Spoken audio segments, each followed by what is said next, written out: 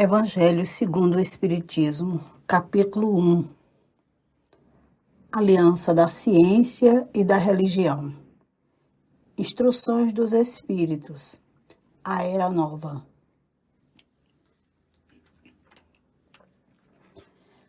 Aliança da ciência e da religião. A ciência e a religião são as duas alavancas da inteligência humana. Uma revela as leis do mundo material e a outra as leis do mundo moral. Mas umas e outras, tendo o mesmo princípio que é Deus, não podem se contradizer. Se elas são a negação uma da outra, uma necessariamente é errada e a outra certa, porque Deus não pode querer destruir sua própria obra. A incompatibilidade que se acreditava haver entre essas duas ordens de ideias prende-se a um defeito de observação e há muito de exclusivismo de uma parte e da outra. Daí um conflito de onde nasceram a incredulidade e a intolerância. Os tempos são chegados em que os ensinamentos do Cristo devem receber seu complemento, em que o véu lançado propositadamente sobre algumas partes desse ensinamento deve ser levantado, em que a ciência, deixando de ser exclusivamente materialista, deve inteirar-se do elemento espiritual, e em que a religião, cessando de menosprezar as leis orgânicas e imutáveis da matéria, essas duas forças, apoiando-se uma sobre a outra e andando juntas, se prestarão um mútuo apoio. Então, a religião, não recebendo mais o desmentido da ciência, adquirirá uma força inabalável, porque estará de acordo com a razão e não se lhe poderá opor à irresistível lógica dos fatos. A ciência e a religião não puderam se entender até hoje, porque, cada um examinando as coisas sob seu ponto de vista exclusivo, se repeliam mutuamente. Seria preciso alguma coisa para preencher o vazio que as separava, um traço de união que as aproximasse. Esse traço de união está no conhecimento das leis que regem o mundo espiritual e suas relações com o mundo corporal. Leis tão imutáveis como as que regem o movimento dos astros e a existência dos seres. Essas relações, uma vez constatadas pela experiência, uma nova luz se fez. A fé se dirigiu à razão. A razão não encontrou nada de ilógico na fé e o materialismo foi vencido. Mas nisso, como em todas as coisas, há pessoas que permanecem para trás até que sejam arrastadas pelo movimento geral que as esmagará, se quiserem resistir-lhe, em lugar de a eles se abandonarem. É toda uma revolução moral que se opera neste momento e trabalha os espíritos. Depois de elaborada durante mais de 18 séculos, ela se aproxima do seu cumprimento e vai marcar uma era nova na humanidade. As consequências dessa revolução são fáceis de prever. Deve trazer nas relações sociais inevitáveis modificações, às quais não está no poder de ninguém se opor, porque estão nos desígnios de Deus e resultam da lei do trabalho, que é uma lei de Deus.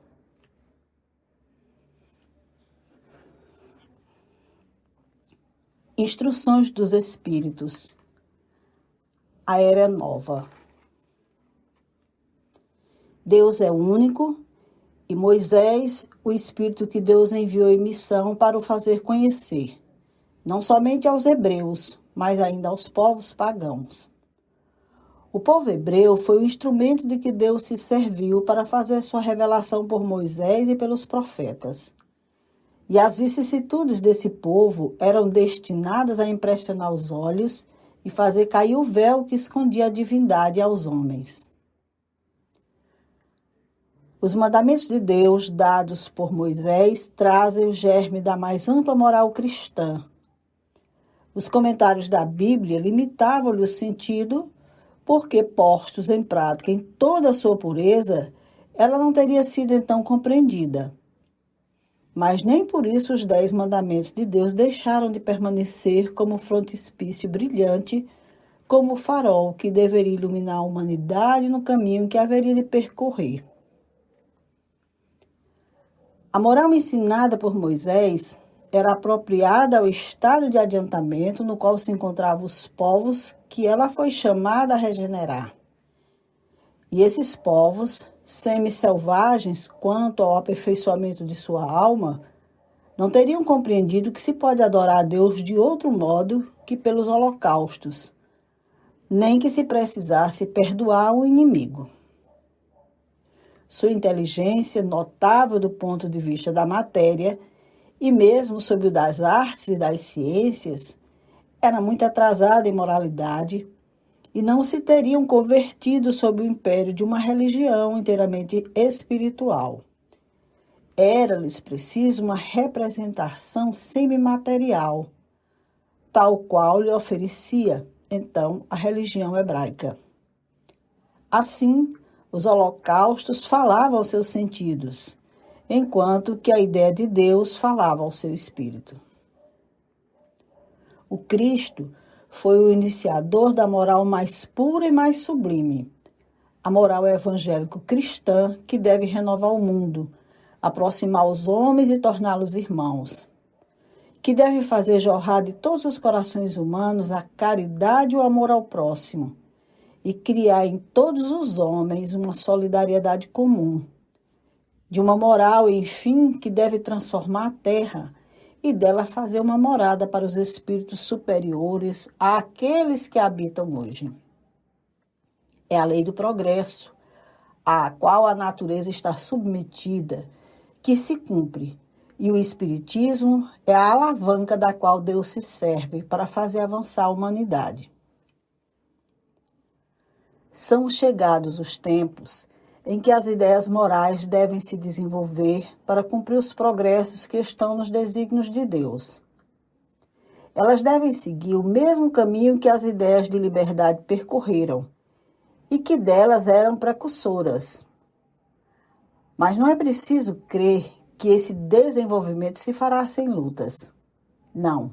Elas têm necessidade, para atingir a maturidade, de abalos e de discussões, a fim de que atraiam a atenção das massas. Uma vez fixada a atenção, a beleza e a santidade da moral impressionarão os espíritos, e eles se interessarão por uma ciência que lhes dá a chave da vida futura e lhes abre as portas da felicidade eterna. Foi Moisés quem abriu o caminho. Jesus continua a obra, e o Espiritismo a arrematará. Um espírito israelita, Mulhouse, 1861. Um dia, Deus, na sua caridade inesgotável, permitiu ao homem ver a verdade dissipar as trevas. Esse dia foi o advento do Cristo. Depois da luz viva, as trevas voltaram. O mundo, depois das alternativas de verdade e de obscuridade, se perdeu de novo. Então, à semelhança dos profetas do Antigo Testamento, os Espíritos se põem a falar e a vos advertir. O mundo foi abalado em suas bases. O raio estourará, sede firmes. O Espiritismo é de ordem divina, uma vez que repousa sobre as próprias leis da natureza, e crede que tudo que é de ordem divina tem um objetivo grande e útil. Vosso mundo se perdia.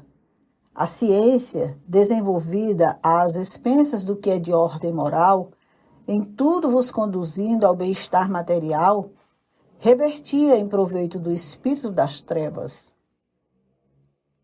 Vós o sabeis, cristãos, o coração e o amor devem caminhar unidos à ciência.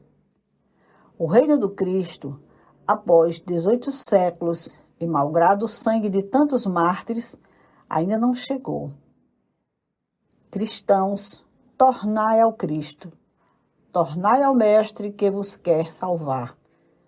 Tudo é fácil àquele que crê e que ama. O amor enche-o de uma alegria inefável. Sim, meus filhos, o mundo está abalado. Os bons espíritos vos dizem sempre: curvai-vos sob o sopro precursor da tempestade, a fim de não serdes derrubados. Quer dizer, preparai-vos, e não vos assemelheis às virgens estouvadas que foram apanhadas de surpresa à chegada do esposo.